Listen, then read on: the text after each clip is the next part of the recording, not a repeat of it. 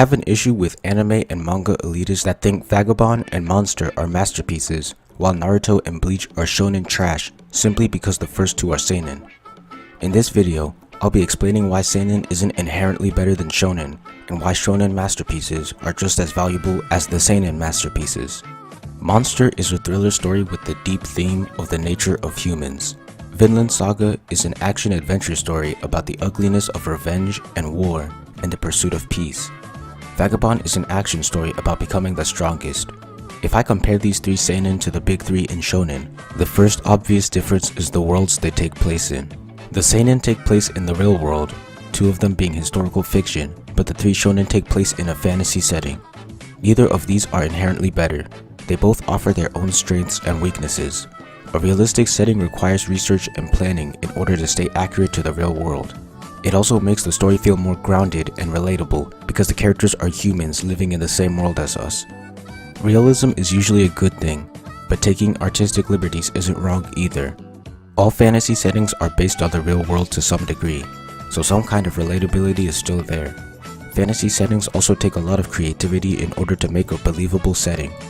A realistic setting is bound to the world's rules, meaning that the author has to work within limits, which takes skills.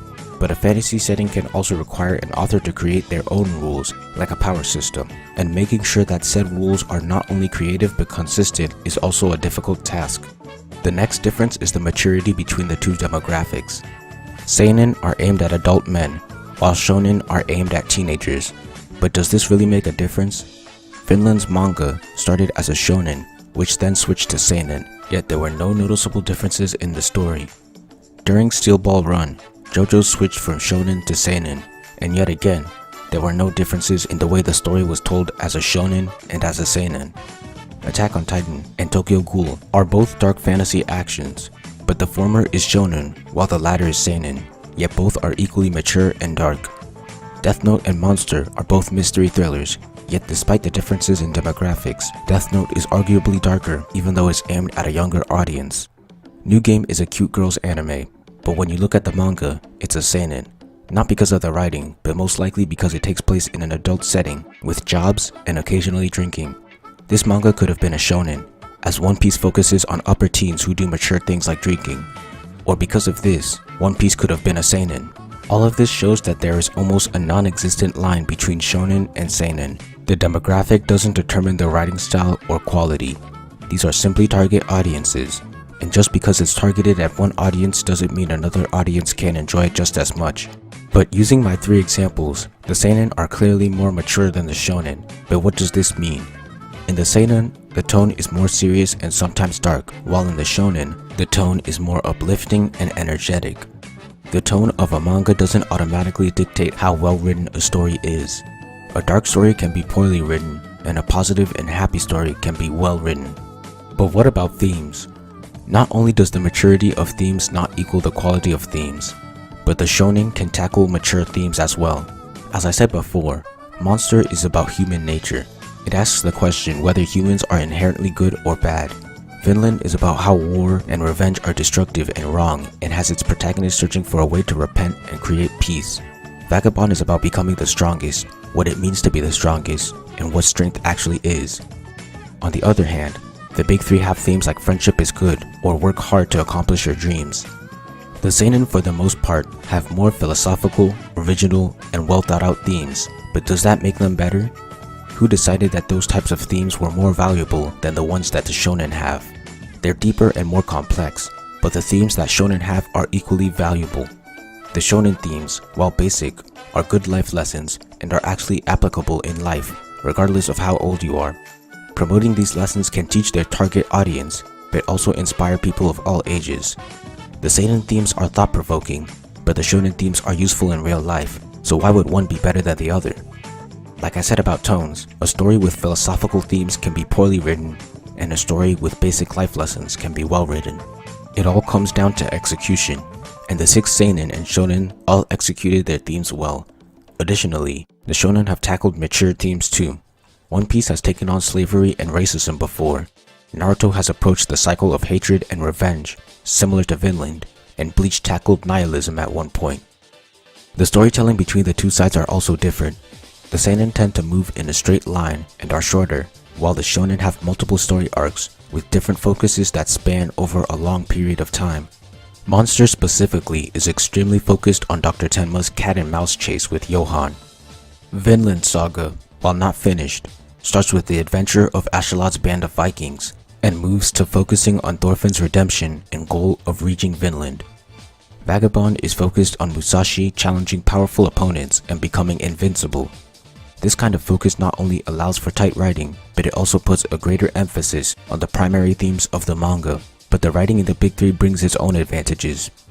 While they aren't hyper-focused like the seinen, the multiple story arcs along with the extended runtime allows the manga to have more content and explore and cover many different themes instead of narrowing down to one or a few like the seinen.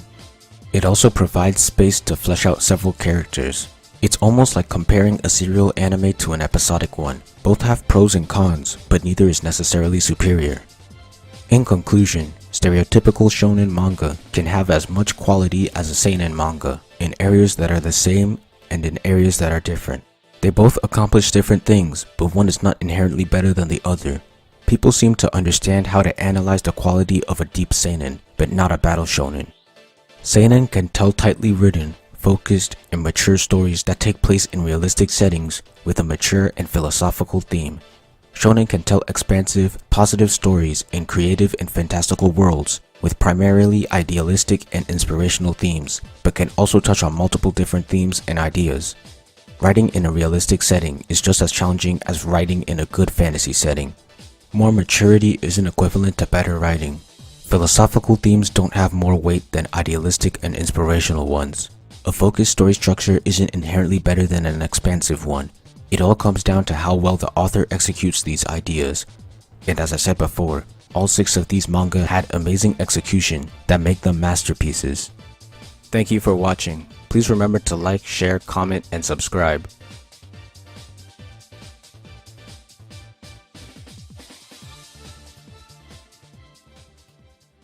The Soul Society arc is one of the greatest, if not the greatest arc in all of battle manga because of how much it accomplishes. This arc alone manages to exponentially expand the world, concepts, and characters, all while being a well-written and engaging story.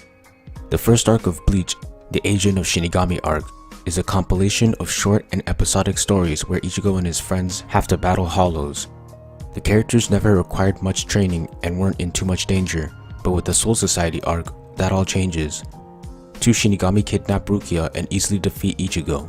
Now Ichigo and company have to train hard and go up against the Soul Society, who were previously thought to be their allies. A majority of the power system in Bleach is introduced in this arc. The Soul Society arc introduces and explains Shikai and Bankai. These 2 abilities forever change the way Bleach handles its fights and are used in nearly every single battle after this. Shinigami almost never fight without activating their Shikai again. With these 2 concepts alone, the creativity of battles expands. Before this, we only knew that a Shinigami had a sword and could use some spells. Because of this, the creativity of fights relied on the powers of the hollows they were fighting in order to make them distinct. During and after this arc, all Shinigami are given unique powers hidden in their sword that can reach an even more powerful form. The fighting changes from swinging a sword to utilizing the sword's special powers in creative ways, no longer needing to rely on the hollow's powers. The powers vary from melee Shikai like Zabimaru, to Kido Shikai like Ruiiro Kujaku, to elemental Shikai like Hyorin Maru. This arc also completes the foundation of Shinigami combat, Zanken Soki. Zanjutsu, or swordsmanship, wasn't affected much, but the other 4 pillars were. Hakuda was introduced and shown off through characters like Yoroichi and Soifan. Ho-Ho was introduced and used by many Shinigami in the form of Shunpo, which is used in nearly every fight afterwards. Kido was expanded upon, revealing the categories such as Bakudo, Hado, and Healing Kido. This one arc basically creates Bleach's power system, but it doesn't stop there, as it shows you many examples of these new powers. Many Bankai and even more Shikai are revealed in this one arc. Various new Kidos are also shown off. On top of that, this arc introduces Getsuga Tensho, Ichigo's signature move that is used in almost every fight. It also introduces Ichigo's Hollow Mode, a power-up that will continue to play a very important role in the future with the Visored. Before this, Ichigo could only fight with a sword, and Rukia could only cast a few Kidos. Because of this arc, Ichigo and Rukia have Shikai, Bankai, Shumpo, and the former has Getsuga Tensho. The arc also expands the world of Bleach. The Soul Society, the home to Shinigami, is introduced along with locations like the Seirei and Rukongai, building the world of Bleach. The Gotei 13, an extremely important organization, is also introduced. This also alters the storytelling in Bleach. Previously, Ichigo would stay in the living world and battle hollows with his team, but with the introduction of the Gotei 13, he now has allies, allowing for the arcs to essentially become wars between Shinigami and an opponent group. The creation of the Gotei 13 introduces a plethora of characters to us. Around 26 new characters appear in this arc. All of them have distinct character designs, memorable personalities, and unique relationships with their squad. Byakuya, Renji, Kenpachi, Ikaku, Yumichika, Toshiro, Mayuri, and Rangiku arguably become main characters in the future, or at least prominent supporting characters. In this arc, 16 of the Shinigami reveal their Shikai, and 4 of them use their Bankai. This arc also introduces the future antagonist, Aizen, and his 2 subordinates who betray the Soul Society. Aizen also greatly changes the game down the road when he is revealed to have been controlling almost everything in the story so far to his will. The story is also action-packed and engaging. It starts off with our main characters entering the Soul Society and training at the Shiba's house before starting their invasion, where multiple life or death battles take place. All of the battles are exciting and arguably the best in Bleach, with Ichigo vs Byakuya being the greatest of all of them. Other exceptional fights include Ichigo vs Kenpachi, Ichigo vs Renji, Renji vs Byakuya, Yoichi vs Soifan, Uryu vs Mayuri, and Kenpachi vs Tosen. The only other arc with battles that could reach this quality would be the 1000-Year Blood War arc. There is also a B-plot, where Aizen fakes his death and manipulates the entire Gotei 13 from the shadows, which serves as a great plot twist to resolve the conflict. The ideological battle between Ichigo and Byakuya was also complex. Byakuya follows the law in order to serve as an example for all Shinigami, even if it means killing his sister, because he believes that if he doesn't, no one else has a reason to. Ichigo believes that if the law is unfair or wrong, he should fight against it. When the orders that were given turn out to be given by Aizen, the Shinigami no longer have any reason to kill Rukia and side with the Ryoka. Many other Shinigami switched sides earlier, showing their differing moralities and values among them. Throughout these fights, characters get both definitions of character development. Their past and character are fleshed out, and they change as a person as the story moves forward, resulting in them switching sides. Byakuya is the greatest example of this. His backstory is revealed, the reason why he acts the way he does is explained, and he decides not to blindly follow orders anymore after his fight with Ichigo. Renji is another great example. His history is shown, and before his battle with Ichigo, he would follow Byakuya's orders, but afterwards, he was willing to fight his captain and go against orders to save his childhood friend. In conclusion, the Soul Society arc is one of the greatest arcs of all time because of the sheer amount of things it does for Bleach and being a compelling and binge-worthy story on its own. This arc has the greatest rescue mission I've seen in anime or manga. The arc basically creates Bleach's power system. It also introduces over half of the supporting cast that will play major roles in future arcs, also developing said characters. It also introduces the biggest antagonist and shows off how cunning he is, also setting up the Arrancar arc. It has a well-developed and believable ideological battle, and it does a lot of world building, introducing even more concepts and fleshing out the Soul Society and the world as a whole. Naruto's writing is heavily underrated and is a manga worthy of critical analysis. Naruto has been acknowledged for its great surface story, but not many are aware of its subtext, themes, or core story. In this video, I plan to reveal some of the depth and complexity that is rarely ever discussed. Naruto's story has philosophies and references taken from multiple religions such as Buddhism,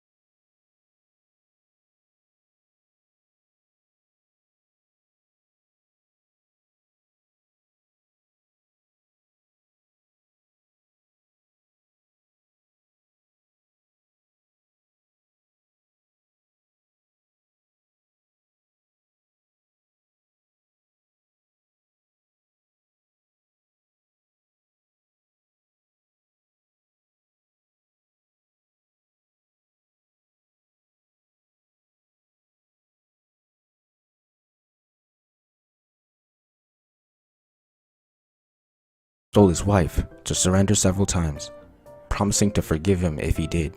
The antagonist refuses every time until the protagonist is forced to kill him. Additionally, Hashirama's jutsu have references to Buddhism in name and in function.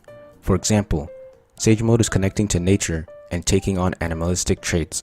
Nature is an important part of Buddhism, and the animal traits could be referencing reincarnating into animals. Wood Style and Chakra Mode are other examples. The Senju clan is a symbolic representation of Buddhist beliefs. Shintoism is meant to tie humans to both the spirit world and to the past through ritual and remembrance. The past that Shinto ties Japan to is hateful and bloody. The acts of war, oppression, racism, and misogyny in World War II speaks for itself. Many who believe in Shinto have an ultra-nationalistic belief in Japan. Bushido, the samurai code, also originates from Shinto and Zen Buddhist beliefs. The Uchiha clan represents these ideas well. While the Senju have the will of fire, the Uchiha have the curse of hatred. The curse, originating from Indra, is that peace can be achieved through power, clearly mirroring violence, stemming from Shinto. This curse represents the consequences of self-inflicted hatred that the Japanese have brought upon themselves over generations of heartless brutality in the name of love for their nation. Loyalty, mastery of martial arts, and honorable deaths are part of Bushido, and the Uchiha clan has represented these ideas. Loyalty can be seen in Itachi and other clan members. Martial arts is reflected in how the clan is known as the strongest in Konoha. Ninjutsu, Shurikenjutsu, Taijutsu, and Genjutsu are areas that nearly all Uchiha excel in. Honorable death can be once again seen in Itachi, who let Sasuke kill him to bring back honor on the Uchiha's name. The part about tying the past and remembrance is present in Madara, Obito, and Sasuke. Madara loves his late brother, Obito wants to be reunited with Rin, and Sasuke's dream of getting his father's approval and surpassing Itachi is in the past. Imperialistic Japan's island hopping in World War II is reflected in the Uchiha's idea of getting stronger without outside help. The surprise attack on Pearl Harbor may also be a reference to the clan's coup d'etat. The Uchiha clan also has abilities referencing Shinto concepts. Tsukiyomi, Amaterasu, Susanoo, Izanami, Izanagi, and more are gods and characters from Shinto myths. The Uchiha clan is a symbolic representation of Shinto beliefs. The battle between the Senju and the Uchiha is representative of the internal struggle between isolationist, militaristic, traditional Shinto views and the more inclusive, peace-loving Buddhist movements. Japan has fought over which of the two should be the national religion. When they chose Shinto as the national religion, they wanted to be at the top of the world and chose isolation. Hashirama vs. Madara is the post-World War II battle between Buddhism and Shintoism. The generational gap between Hashirama vs. Madara and Naruto vs. Sasuke is a representation of how Japan's internal conflict has lasted for generations. Naruto and Sasuke represent the entire spectrum of philosophies within Buddhism and Shinto respectively, making them nuanced characters who are neither good nor evil. In the end of Naruto, the will of fire succeeds. To overcome their suffering, instead of isolating themselves and chasing hatred and power, like the Uchiha, Naruto says that Japan has accepted their place in the world and allied with other nations, like the Shinobi Alliance. This section of the video is credited to Lady Geek Girl user Sengrafea. As mentioned before, the cycle of rebirth is the samsara. The characters in Naruto are cut in this cycle. Rebirths occur in 6 realms of existence. Buddhist cosmology typically identifies 6 realms of rebirth and existence as Naraka, Preta, Animal, Deva, Ashura, and Human. At least one character in Naruto represents each of these realms, and all of these characters are moving towards enlightenment and breaking the cycle. First is the Naraka realm. This realm is filled with regions of intense suffering. Beings in hell enter this realm for evil karma such as theft, lying, adultery, and others. Obito is representative of this realm. He himself not only says he's in hell, but he's experienced tragedy and instead of moving forward, decides to commit evil actions, building up bad karma and keeping himself in an eternal hell. But in Buddhism, the hell realm is only temporary and can be escaped. Obito escapes this when Naruto redeems him. Second is the Preta realm. Hungry ghosts and other restless spirits are rebirths caused by karma of excessive craving and attachments. Buddhist texts describe them as beings who are extremely thirsty and hungry, very small mouths but very large stomachs. Sasuke is the representative of this realm. Every time he achieves one of his goals, he's unsatisfied and searches for another goal. He He went from killing Itachi, to killing Danzo, to killing the elders, to destroying Konoha, and finally turning the world against him and becoming his definition of Hokage.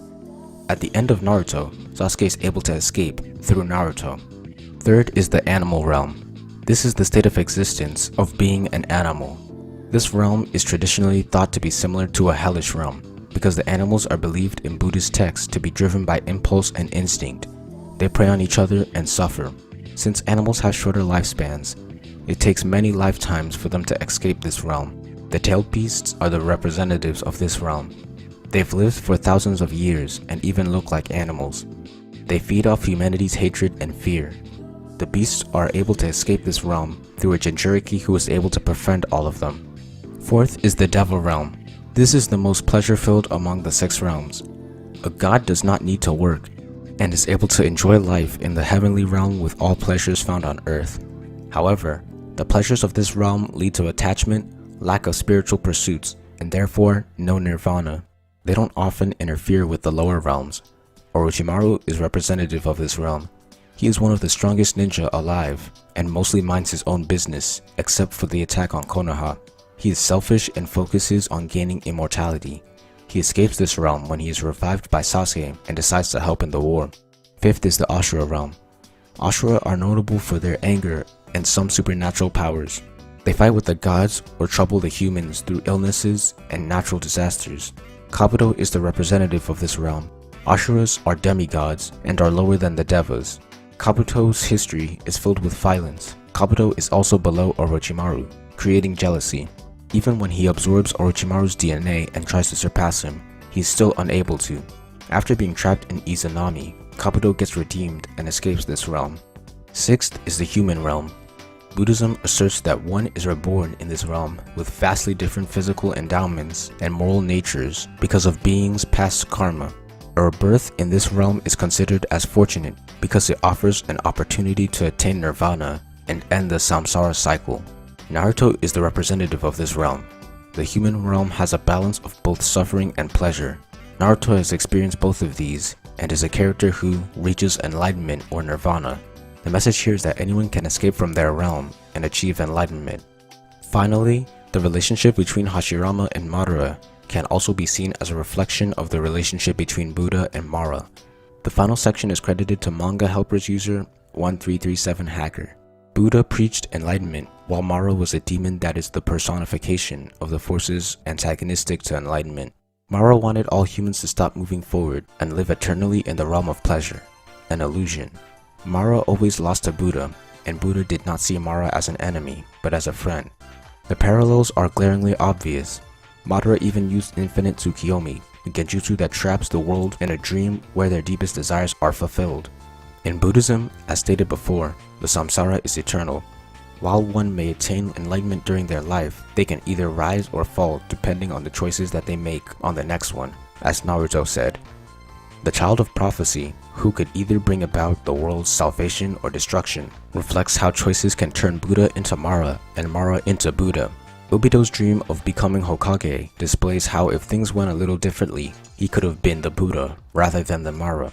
Team 7's reunion also shows this idea when Naruto and Sasuke clash, and Naruto imagines their roles reversed. In conclusion, Naruto not only has strong writing on the outside or surface, but also has strong writing on the inside or core.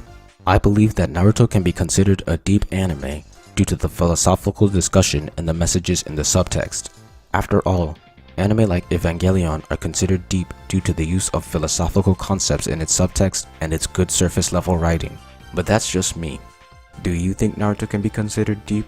Translating a fight from manga panels into an animation isn't always easy to do well. Manga and anime are two different mediums with different strengths and weaknesses.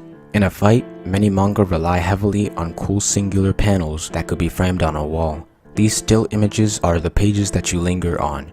They have a lot of detail and are made to capture one action in a single and memorable page. Examples of these are the final attack in Deku vs Muscular, Naruto's first Rasengan against Pain, and Lee's first punch on Gaara. A lot of mangaka use these in their fights, but this translates poorly into anime. In an animated fight, these panels are frozen on for a few seconds, regardless of how accurate it is to the manga. Using this technique in anime isn't effective. Instead of being an anime, it makes the fight look like a moving manga. Of course, if the characters are actually supposed to stop like that in a panel, like a sword clash, then doing this isn't a problem. What makes a good anime fight is different from what makes a good manga fight. An animated fight should always be moving. Instead of freezing the frame, the whole scene should be animated out. When Deku lands the final blow on Muscular, the panel that replicates the manga is the problem. While it may look nearly the same, this one image lasts for around 3 seconds, with only some background details slightly moving. Naruto's Rasengan has basically the same problem.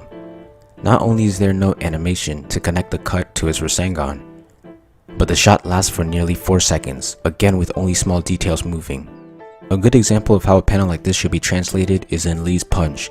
In the manga, Lee had already punched Gaara, and Gaara is flying back. In the anime, Lee's fist is shown making contact with Gaara's face before sending him back. The camera angle then switches to show Gaara flying, hitting the ground, and sliding. The anime never stops the characters to perfectly replicate the manga. The characters almost never stop moving throughout this scene. Instead of freezing, the animators filled in the gaps of action before, during, and after the page. Levi vs. the Beast Titan also uses this trick for similar panels. In the manga, when Levi attacks the Beast Titan, he is shown preparing to strike in one panel, and behind the Titan in the next, and in the third, the Titan's arm is chopped up. The anime fills up these gaps and shows the entire scene, with Levi spiraling down his opponent's arm with a dynamic camera angle. In summary, a manga is a comic, so it can rely on frozen shots, but an anime is animated, so it needs to be constantly moving, even if that requires a decrease in accuracy to the source material. An anime shouldn't focus on how good a single frame looks, but how the frames put together as a whole looks. One ugly frame can ruin a manga fight, but not an anime one. The range of movements or fluidity a manga fight can convey is limited compared to an anime one. A manga also can't afford to waste panels on showing flashy attacks and movements, and is forced to only show what is most important. While some manga like Soul Eater or Magi have found ways, it is still a lot less fast than what an anime can do. This is where anime-only scenes come in. Since an anime-only scene is loosely based or isn't based on any panels, the freedom the animators have is almost infinite. This allows the animators to include amazing choreography. So many minute details can be added in and take up less than a second. This can make a fight feel more fluid and less stiff. In the final fight between Naruto and Sasuke, the entire first section was completely anime only and arguably the best part. In Soul Eater, the initial exchange between Maka and Jack the Ripper is anime only and is also the most memorable part of the fight. The many extra scenes in Stein vs. Medusa are beautiful and enhance the battle. Trying to recreate any of these scenes in a manga would take up and waste so many pages, while the anime executes these scenes in seconds. The last thing an anime can do to adapt a manga fight is sakuga. This is when the animation spikes up in quality and/or when the animator decides to add in their own personal flair.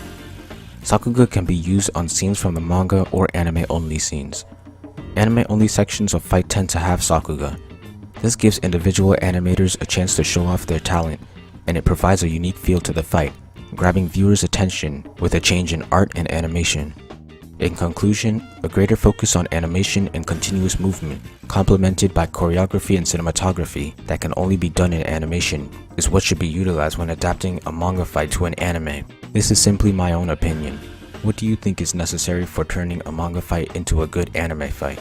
Many fans of Naruto believe that part 1 is better than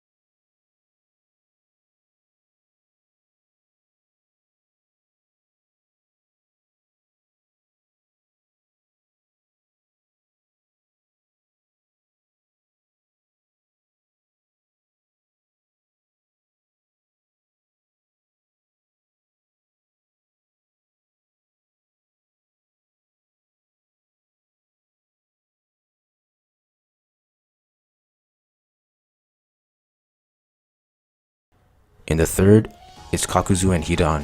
In the fourth, it's Deidara. In the fifth, it's Konan and Pain. Sixth is Itachi. Seventh is Pain. Eighth is arguably Tobi and Sasuke, who is now part of the Akatsuki. And for the rest of the war, the antagonists are a combination of Obito, Kabuto, and Madara. The last difference in storytelling is the focus on lore. The Senju vs Uchiha, the Third Shinobi World War, Itachi's past, the Nine Tails attack, and the origin of the Sage of Six Paths are all expanded upon greatly, explaining how they all happened in great detail. Because of this, great and complex characters such as Kakashi, Itachi, Pain, Jiraiya, and Danzo could be made or fully realized. While I dislike some concepts such as reincarnation, I've grown to respect it more after seeing the connection to Buddhist themes and philosophies and making a video on it. Due to part 2 being built off of part 1, part 2 is allowed a lot more catharsis and payoff. Moments like Sasuke defeating Itachi and Naruto defeating Pain and getting recognized as a hero could have never happened in part 1. Part 1 set up the foundation and part 2 utilized that foundation to build something different, but equally as impactful and satisfying. People like to point out the differences and make it seem like part 1 is superior. Part 1 had more screen time for its supporting cast, but because part 2 sacrificed that, it was able to write beautiful character arcs and moments for its actual main characters, Naruto and Sasuke. The supporting characters getting screen time wasn't necessary to the quality of the story, but the main characters and their development was. People complain that part 2 is less personal, but not only is that a lie, with arcs like the Jiraiya arc, Pain arc, Suppression arc, and the Fated Battle arc, but by sacrificing some of that personal and down-to-earth quality, it was able to expand on the world and tackle more complex philosophies and concepts from characters like Pain, Danzo, and Madara. Part 1 was more lighthearted, while part 2 was more mature. The final and most popular argument as to why part 2 isn't as good as part 1 is that a third of Naruto was spent on the war arc, but this is actually a misconception. The war arc is actually split into 5 different arcs: Countdown, Confrontation, Climax, Ten Tails Jinchuriki, and Kaguya Strikes. The actual war doesn't start until Confrontation. On top of that, the start of Climax is where Madara starts fighting. This arc includes the 5 Kages versus Madara, Naruto, B, Guy, and Kakashi versus Obito, Sasuke and Itachi versus Kabuto, Team 7's reunion, and Kakashi versus Obito. Not only are many of these battles amazing and well received, but when people refer to the war in a bad way, they usually mean the parts where the focus was on random characters and the Edo Tensei army. Once Madara appears, the focus narrows down to Naruto, Sasuke, and the 3 antagonists. The Ten Tails Jinchuriki arc was great and the Kaguya arc was mostly fine, but had a perfect ending, a battle between Naruto and Sasuke.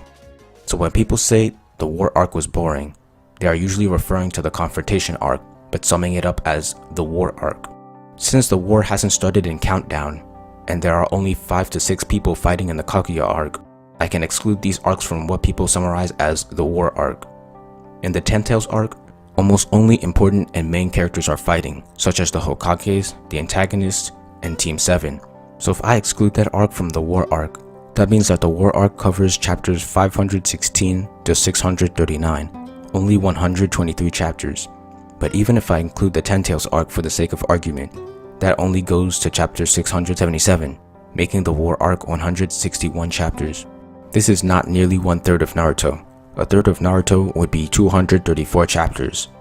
And if I include Countdown and Kaguya for the sake of argument, that would cover 484 through 699, and that would be 215 chapters, still under a third. In conclusion, parts 1 and 2 have different things to offer, but what one offers does not outweigh the others, and it ultimately comes down to subjectivity and what you prefer. Both parts are great stories on their own, but as a whole, they create the genius that is Naruto. Please read the description before or after the video. The story starts off with a narration about the Kyuubi being sealed in Naruto, like in the original. Naruto starts off painting on the faces of the Hokage. Ninjas start chasing him and he runs away. Later, Naruto watches students in the academy train from a distance. Iruka and Mizuki greet him, and Iruka berates him for his pranks. Naruto asks if he can join the academy, but Iruka tells him that he needs a parent or a recommendation, and he has neither. Naruto asks if Iruka can send him straight to Genin without the academy, but Iruka says that he can't. Naruto tells him that he's been working on 2 new jutsu that he saw the Hokage do for 4 years and that it might change his mind. The first one is transformation jutsu. When Naruto turns into Iruka, the two are impressed. Mizuki wants to promote him to Genin, but Iruka says that it isn't enough. When Naruto is about to show his second jutsu, the two are called back by a staff member at the academy. The person whispers and asks why he's talking to the demon fox. Naruto walks home in sadness, and all the adults around him are whispering and gossiping about how he's a demon. Mizuki comes to talk to him about how Iruka sees himself in him.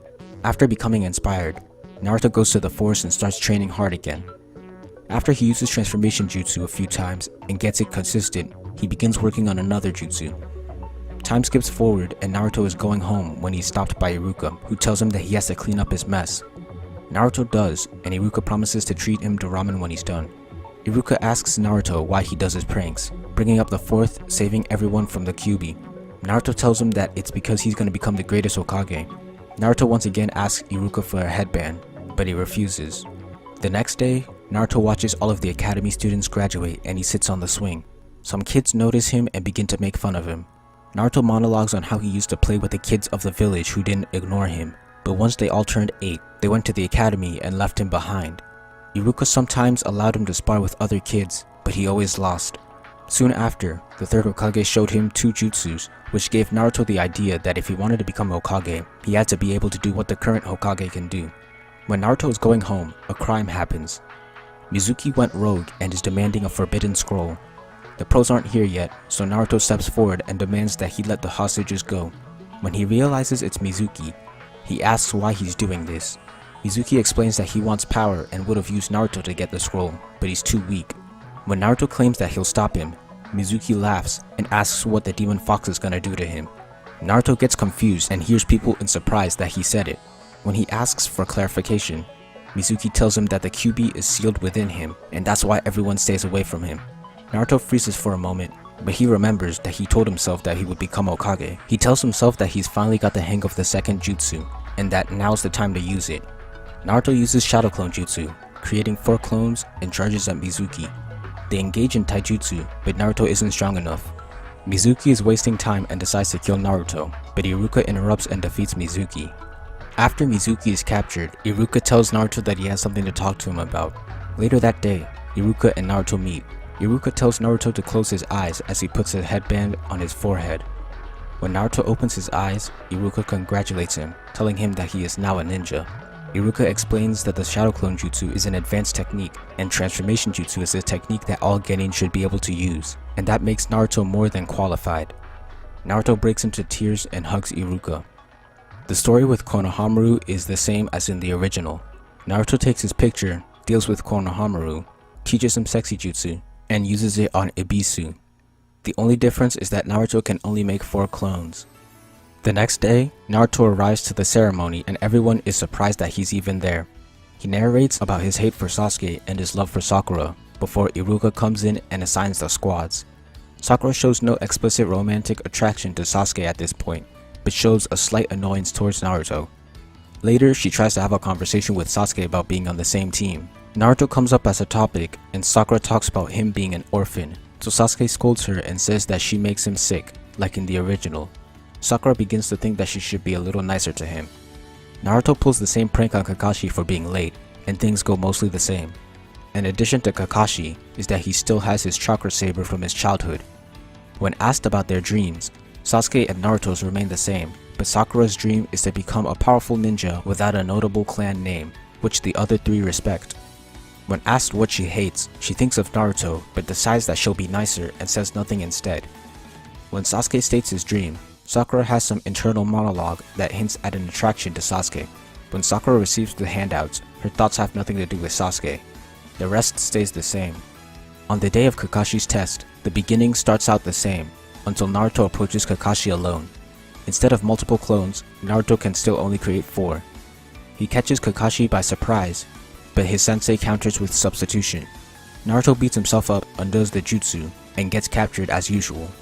After Sasuke reveals his location, Sakura casts Camouflage Jutsu, a basic ninjutsu that allows the user to blend in with their surroundings.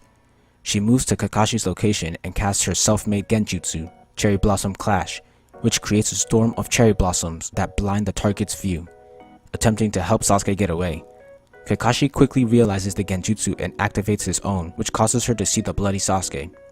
She faints in a less comedic, more serious manner as Naruto escapes into the second trap. Sasuke and Kakashi's fight goes down the same, ending with Sasuke trapped underground. While unconscious, Sakura has a vague flashback of Sasuke and her practicing shuriken jutsu together before waking up to a freed Sasuke. Sakura talks about how it's impossible to get the bells, angering Sasuke like in the original. From Sasuke bringing up Itachi to them failing, it's all the same. Kakashi's lesson on teamwork goes mostly the same with a slight addition.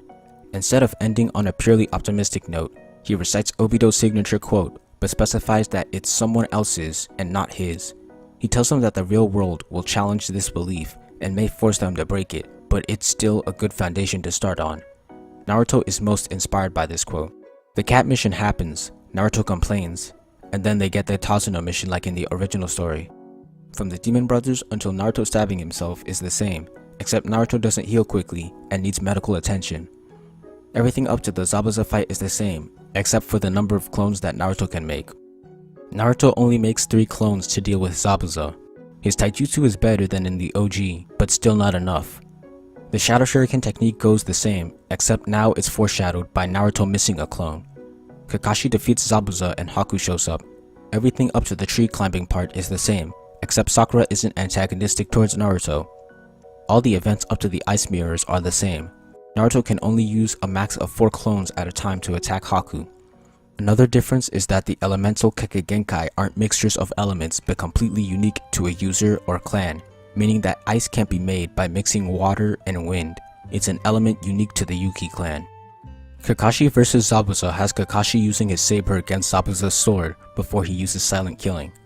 Sasuke awakens the Sharingan against Haku. Once Kakashi gets cut by Zabuza, Sakura uses Cherry Blossom Clash on Zabuza, giving Kakashi time to summon his dogs. Sasuke is gravely injured by Haku, and Naruto's Nine Tails awakens. The fight between Naruto and Haku goes the same until the end. At the end of the battle, Naruto, possessed by the Kyuubi, is pummeling Haku almost to death, but Naruto fights for control over his body and struggles for a while before winning, showing the drawback of his power-up. Haku and Naruto talk, and Haku asks to be killed. Thanks to Sakura, Kakashi could get his dogs to hold Zabuza in place. The rest goes down like the original, with Haku dying in place of Zabuza. Sakura finds Sasuke unconscious and cries. Kakashi fights Zabuza with his saber until Gato appears. Naruto inspires Zabuza like in the OG, and Gato and Zabuza die. Inari comes with the villagers and Kakashi helps scare the fodder away. Naruto decides to make his own Nindo, and the rest of the arc is the same. If you haven't already, please read the description for further insight on this series. If it ain't broke, don't fix it is a flawed phrase, but part 5's ending makes it very tempting to say. Parts 2, 3, 4, and basically 6 ended with head-on fights between the main characters and the main antagonist. All of them have great endings. Part 7 almost ended like this and almost had a great ending, but it decided to do something different and failed horribly. I can't decide which has a worse ending between part 5 and 7, but in this video, I'll focus on 5. Just because the story has a good ending doesn't mean it's well written, and just because the story has a bad ending doesn't mean it's poorly written. Part 5 and 6 are perfect examples of this. Vento Aureo wanted a good ending so bad that it ended up sacrificing writing quality for this. Meanwhile, Stone Ocean just let things happen. Araki thought that Diavolo's ability was so invincible that the protagonist needed an ass-pull power boost, but I believe that this was avoidable. The biggest problems in this part are that Gold Experience Requiem is a Deus Ex Machina, and the stand arrow in this part is retconned. Starting with GER, a Deus Ex Machina is an unexpected power or event saving a seemingly hopeless situation, especially as a contrived plot device in a play or a novel. GER was an unexpected power because the audience and the characters had no idea what his power would be until it was actually used. GER is also a contrived plot device because it came deliberately rather than naturally. The concept of Requiem stands were created for the sole purpose of defeating King Crimson. This is apparent in the timing and placement of its introduction. Only after Bucciarati fought Diavolo and the characters decided that this ability was invincible was the concept of Requiem introduced. To make matters worse, this was a retcon. A retcon is a piece of new information that imposes a different interpretation on previously described events. The stand arrow has gone through quite a few retcons over the course of JoJo. In part 3, it gave people stands.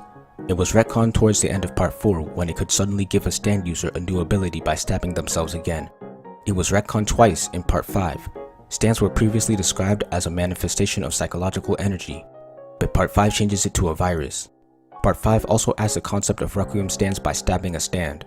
So far, Part 5 is concluded with a retcon and a deus ex machina, but my issues don't stop there. The whole final battle with Diavolo was terrible.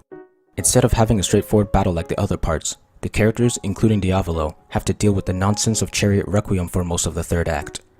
This kind of ability might have been interesting as a mid-boss, but not as the final confrontation. It's too bizarre and complicated to even be interesting or engaging. We barely even get a final battle because the characters are too busy chasing the stand arrow.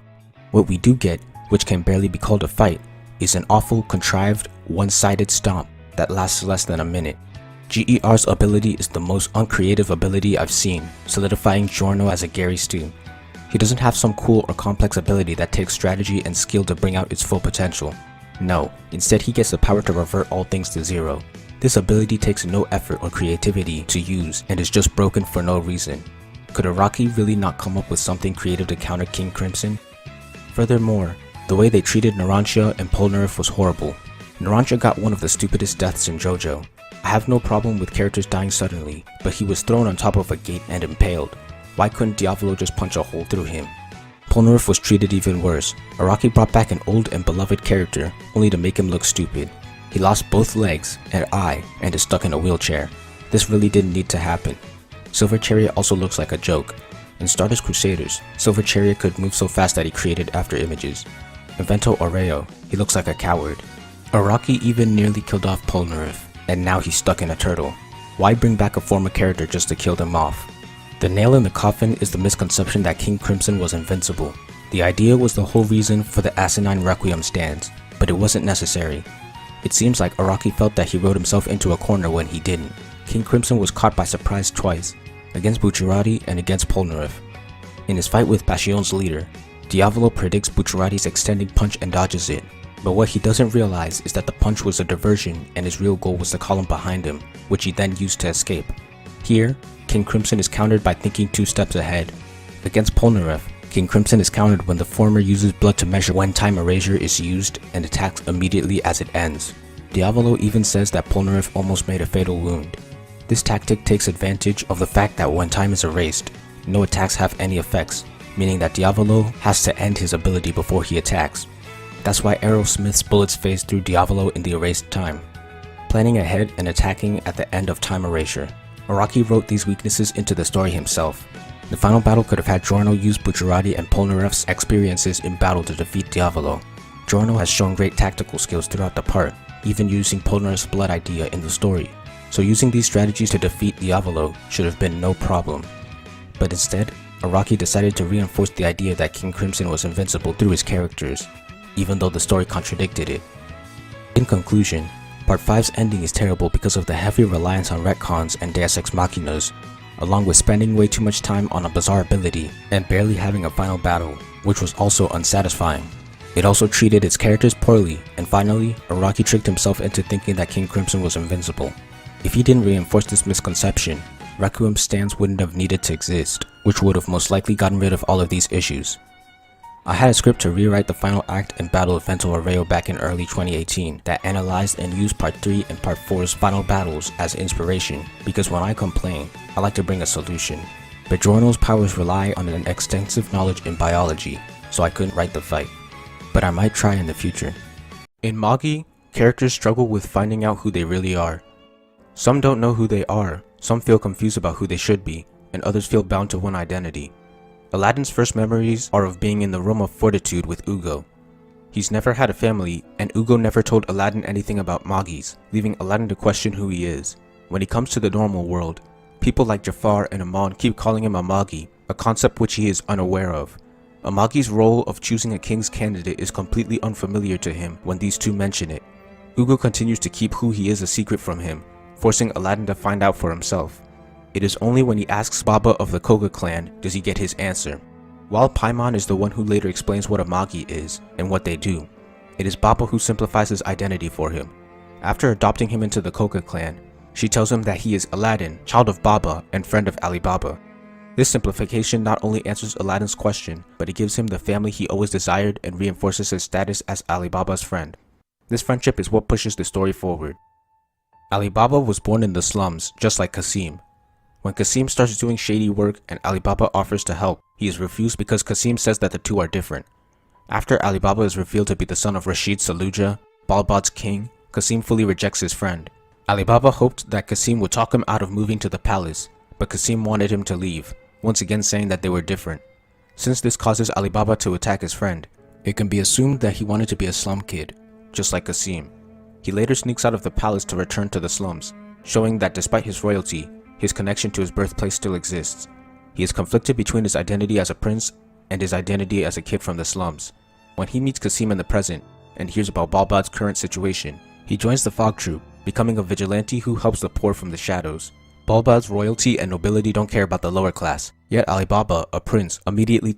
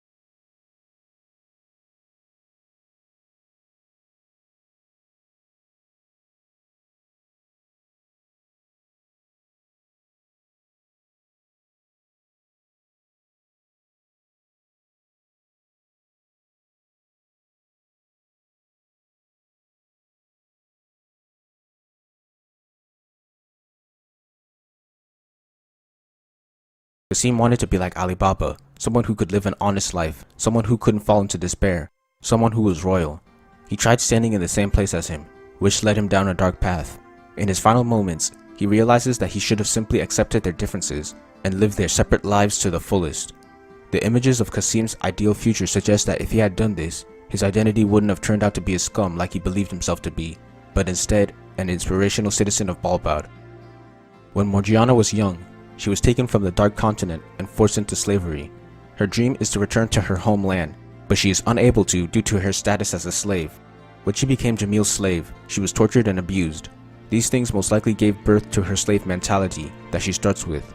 She lacks independence and always expects orders. Every time Aladdin and Alibaba try to free her, from breaking her chains to telling her that she doesn't have to obey Jamil in the dungeon, she refuses, believing that it's impossible for a slave to run away. Aladdin describes this mentality as invisible chains that Jamil has placed on her. Even when the dungeon falls apart, she is still concerned with her owner. Only once Goltaz cuts her chains and tells her to return to the Dark Continent does she begin to break free from the invisible chains. Though Jamil is dead and Alibaba frees all the slaves in Balbad, she wants to look for a new master to serve, though this time for money. Even though it's under different conditions, her slave mentality is still present. She eventually shows some independence in the Morgiana arc when she tries to go to Balbad and when she saves the little girl. But in the Balbad and Sindria arcs, she continues to ask Aladdin and Alibaba for permission to do things. During the Maharajan, the two tell her that she's free to do whatever she wants, and this is when the invisible chains completely break. This new freedom is displayed through her choice to dance along with her slave mentality disappearing, no longer asking the two for permission or requiring a master. In conclusion, characters in Magi are able to form their own identity through personal growth and friendships. Thank you for watching. Please like, comment, share, subscribe, and help me revolutionize the manga industry by buying my manga and spreading the word. All important links will be in the description.